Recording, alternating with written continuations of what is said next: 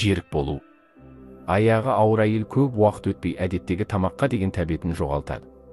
Құсу, лоқсу және бас айналу секілді жүктіліктің белгілері байқалады. Басқа асқа тәбеті болмаған әйел бір ғана немесе таңдаулы ғана тағамды жегісі келіп тұрады. Бұл жағдайды жерік болу дейді. Жеріктік аяғы ауыр әйелдің ағзасында дәрумендер мен минералды заттарға деген қажеттілік қалыпты мөлшерден артқанда пайда болады. Жерік асы. Жерік болған жүкті әйелдің қалауындағы асты тауып беру оның енесі мен абысын ажындарының және жарының көңіл аударатын жағдайы. Жерік әйелдің жегісі келген асы жерік асы деп аталады. Жерік асын тауып жемеген немесе құмарлана жеп, жеріктігін баса алмаған әйелдің көңілі орнына түсіп, жүктілігі жайлы болады деу қиын. Мысалы, жерігі қанбаған әйелдің балалары әлжуаз, аурушаң, кейде кемтар тууы да мүмкін екен. Ит жерік болған әйелдің жерік асын тауып жей алмауы. Ит жерік болған әйелге ас батпай, ішкендерін құса беретін болады.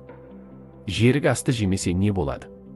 Жерік асты жеу тек ананың емес, сондай-ақ құрсақта жатқан сәбидің де денсаулығы үшін өте пайдалы.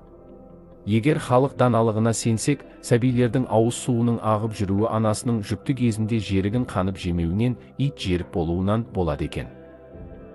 Жеріктіктің де жөні болса, олардың жерік болғандағы қызықтары да көбейе түседі. Қазақта түйенің етіне жерік болған әйел уақытынан асып босанады деген сөз бар. Сондықтан жүкті әйелге түйенің етін жегізбеген.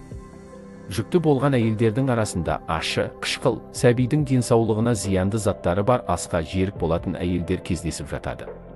Ондай жеріктікте қиын жеріктікке жатады. Дәрігерлер бала денсаулығына зиянды тағамдар мен зиянды қоспасы бар тағамдарды жеуге әрқашан тыйым салады. Жеріктік деген қыз ғой. Кейбір әйелдер жерік болғанда да қызық түрде жерік болады.